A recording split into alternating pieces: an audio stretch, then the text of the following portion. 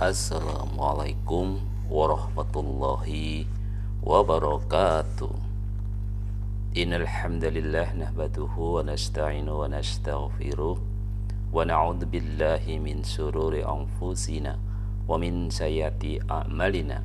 May yahdihillahu fala mudhillalah wa may yudhlilhu fala hadiyalah. Asyhadu an la ilaha illallah wa asyhadu anna Muhammadar Rasulullah. Saudara-saudaraku, alhamdulillah kita panjatkan puji dan syukur kita kehadirat Allah Subhanahu wa taala. Sampai pada hari ini kita masih diberikan banyak nikmat, terutama nikmat iman, nikmat Islam, nikmat sehat, dan juga nikmat waktu luang. Sholawat dan salam semoga tercurahkan kepada Rasulullah Sallallahu Alaihi Wasallam, kepada para sahabatnya, pada keluarganya, kepada para pengikutnya, termasuk kita semua yang terus istiqomah mengikuti sunnah-sunnahnya.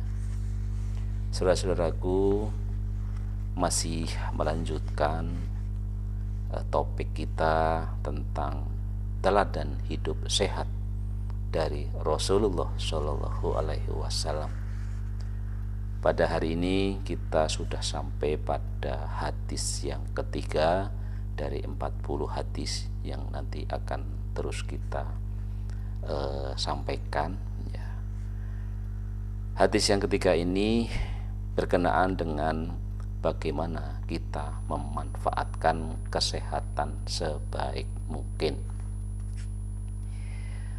An Abdillah bin Umar radhiyallahu anhuma qala akhaza Rasulullah sallallahu alaihi wasallam biman kibi faqala kun fid dunya ka'annaka gharibun au abiru sabilin wa kana ibnu Umar yaqulu idza amsaita fala tantazir sobbah wa idza ashabbahta fala tantazirul masya'a wa quds min syihadatika lima radika wa min hayatika limautika.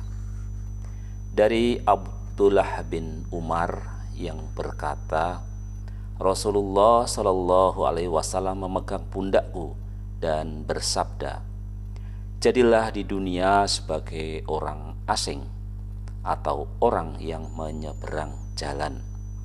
Ibnu Umar berkata, kalau sore jangan menunggu pagi, kalau pagi jangan menunggu sore. Manfaatkan kesehatanmu sebelum sakitmu, dan manfaatkan hidupmu sebelum matimu. Hadis riwayat Al-Bukhari. Jadi pada prinsipnya kesehatan itu senantiasa dipertentangkan dengan sakit. Di hadapan setiap orang hanya ada dua pilihan, sehat dan sakit. Tentu saja setiap orang akan memilih sehat terus-menerus. Bahkan kalau bisa ia memilih untuk tidak merasakan sakit sama sekali sepanjang hayatnya, sepanjang hidupnya. Namun hal itu nyaris mustahil ya. Banyak orang selalu saja mengalami yang namanya sakit ya. Sakit dan sehat, sehat dan sakit itu pasti akan datang silih berganti pada setiap orang. Sehubungan dengan pesan Rasulullah Sallallahu Alaihi Wasallam di atas adalah suatu kenyataan jika manusia tidak bisa melepaskan diri dari sakit. Jadi dalam konteks perkembangan ilmu pengetahuan tentang kesehatan, bukan kemudian tidak pernah ada sakit ya. Untuk itu hal terpenting bagi seseorang adalah memanfaatkan waktu sehat itu sebaik mungkin. Sebab perlu disadari bahwa perbandingan antara durasi sehat dan durasi sakit seseorang sebenarnya tidak seimbang. Anugerah kesehatan yang dicurahkan Allah kepada manusia itu bisa mencapai waktu yang sangat lama. Jadi sekali-sekali kita sakit, tetapi tentu sehat mestinya durasinya jauh lebih lama dibanding sakit, gitu ya. Sementara sakit hanya menimpa manusia dalam hitungan waktu yang tidak lama, maka diakui atau tidak dalam setahun bisa dipastikan nikmat kesehatan lebih mendominasi dibandingkan dengan sakit yang menimpa seseorang. Walhasil, kesehatan sebagai sebuah nikmat dari Allah Subhanahu wa taala harus benar-benar kita syukuri, ya. Betapa banyak anugerah Allah, ya, bertumpah ruah kesehatan itu diberikan kepada manusia dari Allah Subhanahu wa ta'ala. Jika kita menyadari kenyataan ini, sudah sepantasnya lah manusia memanfaatkan masa sehatnya untuk melakukan aktivitas-aktivitas yang bermanfaat bagi urusan dunia dan tentu urusan akhiratnya jangan dilupakan, ya. Jadi ingatlah saudara-saudaraku, ketika kita tergolek sakit, kita akan terhalang untuk mengerjakan segala perbuatan positif. Bahkan kita sholat menjadi susah, ya. Kalaupun karena kewajiban sholat harus sholat, ya. Jadi sholat bagaimanapun juga kita pengennya kan sholat sesuai dengan syarat dan rukunnya, ya.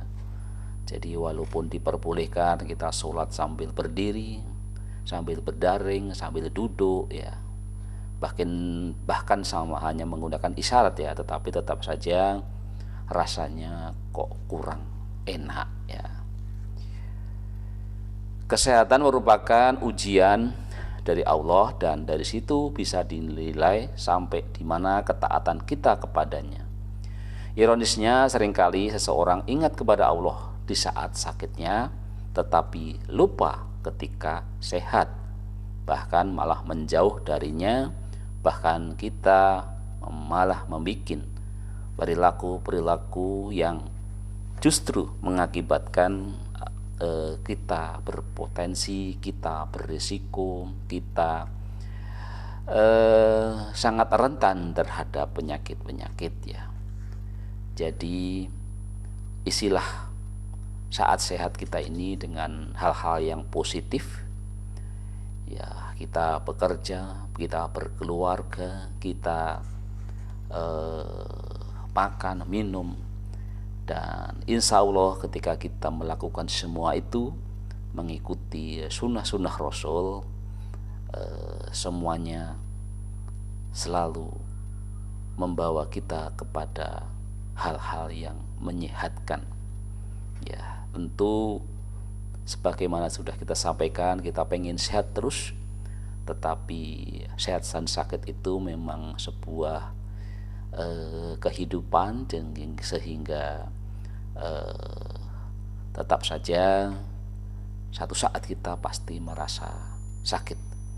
Dan mari kita jaga kesehatan kita selama-lamanya dengan cara terus mensyukuri, dengan melakukan perbuatan-perbuatan positif dalam konteks spiritual, dalam konteks sosial, dalam konteks ekonomi, dan lebih-lebih dalam konteks kesehatan itu sendiri, menjaga kesehatan supaya tetap terjaga. Demikian hadis yang ketiga yang kita sampaikan, ya, berkenaan dengan satu hadis tentang bagaimana memanfaatkan kesehatan sebaik mungkin. Alhamdulillahirabbil alamin. Kita akhiri, wassalamualaikum warahmatullahi wabarakatuh.